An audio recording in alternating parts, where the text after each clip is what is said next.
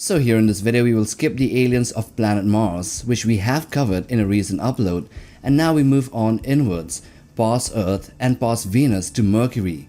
So Mercury is the planet closest to the Sun. Only one side of it faces the Sun, which means it is tidally locked. It has no atmosphere, but that won't stop sci-fi authors from reimagining it as a world that supports life. So after scouring through the trenches of pulp fiction and various other works, we have discovered 7 unique and interesting aliens that were created to live on this planet of Mercury. So let's get to them. The first one here are the Harmoniums. This one comes from The Sirens of Titan by Kurt Vonnegut, which is a darkly satirical science fiction story about a man named Malachi Constant, whose seemingly lucky life is revealed to be a part of a vast predetermined cosmic plan, as he is sent across Earth, Mars and Mercury and even Titan under the influence of the time-transcending person called Winston Niles Rumford.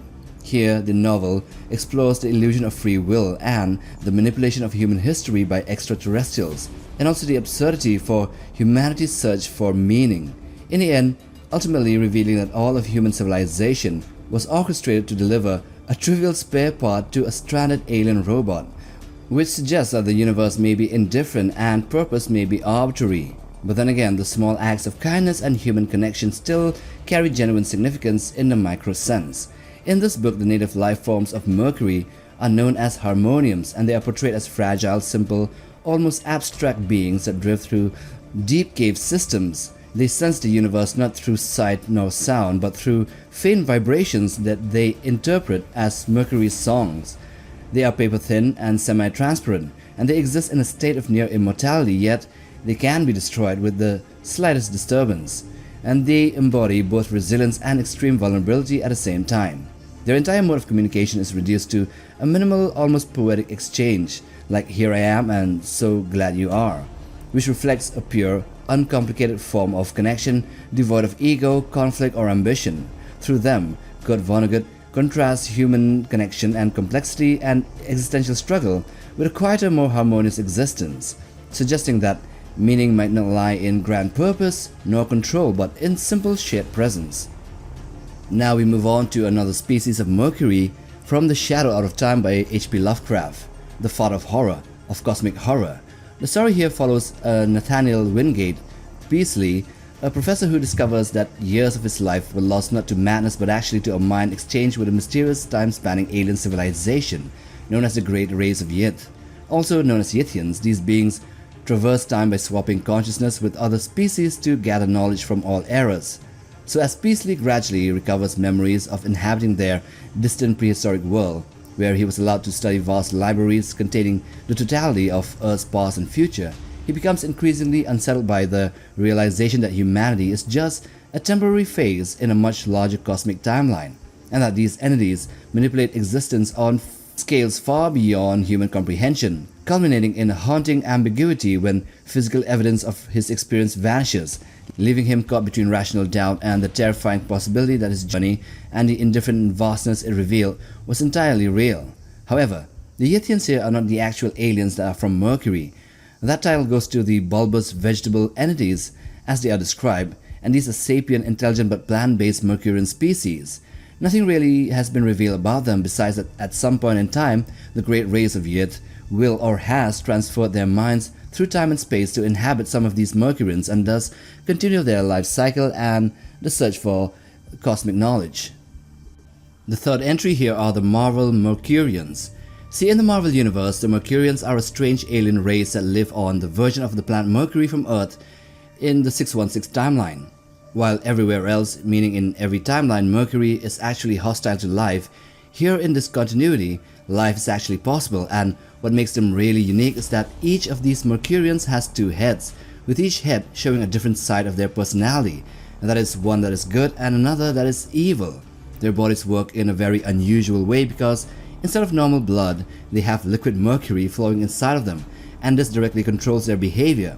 When their body temperature is low, their good side is in charge and they are calm and peaceful, but when their temperature rises, their evil side takes over and they become aggressive and dangerous. So by the year 2000, they were ruled by a leader called the Merking, so Mercury King, and they were even part of a large intergalactic group, which thus shows that they weren't always a hostile race.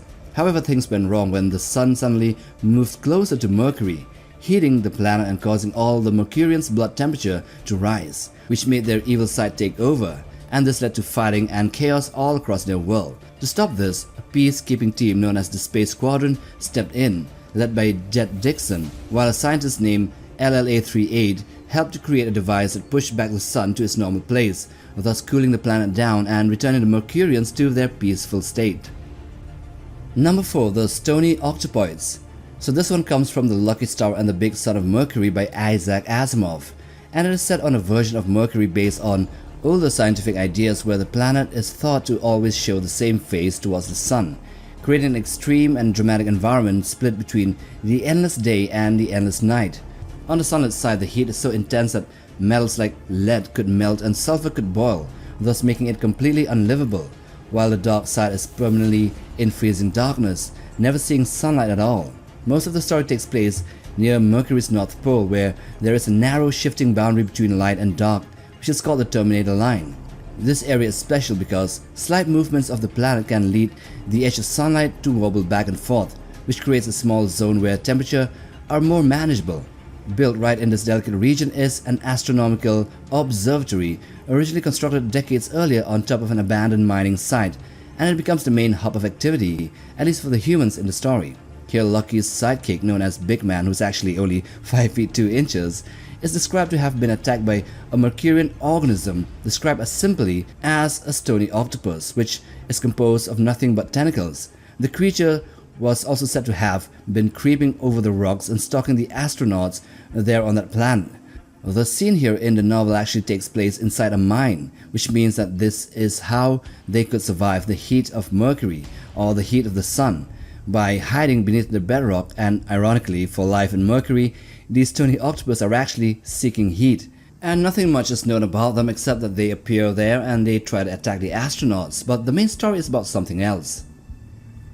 Now we come to the Spider Mercurians. In the book Islands of the Sky by Arthur C. Clarke, there is a smaller story told inside the main story about strange alien creatures living on Mercury, which are called Mercurians of course, and they are described as looking kind of like spiders. The story is told by a character who lost both of his legs to frostbite, but he doesn't think of it as a huge problem since living in space with zero gravity makes it easier to get around anyway, without needing legs.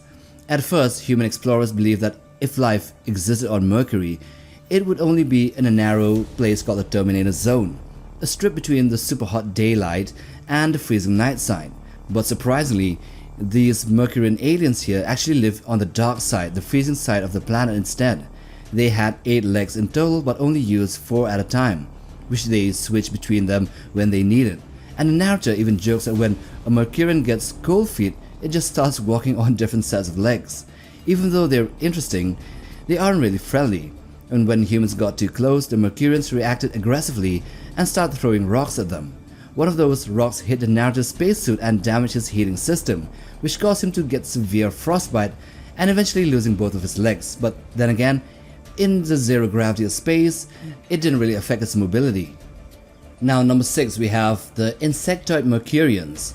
These were first imagined by Frank R. Paul, and they were featured in magazines like Fantastic Adventures and later in the Amazing Stories. And these are a smart alien species that are said to live on Mercury, and they're built perfectly to survive its extreme environment.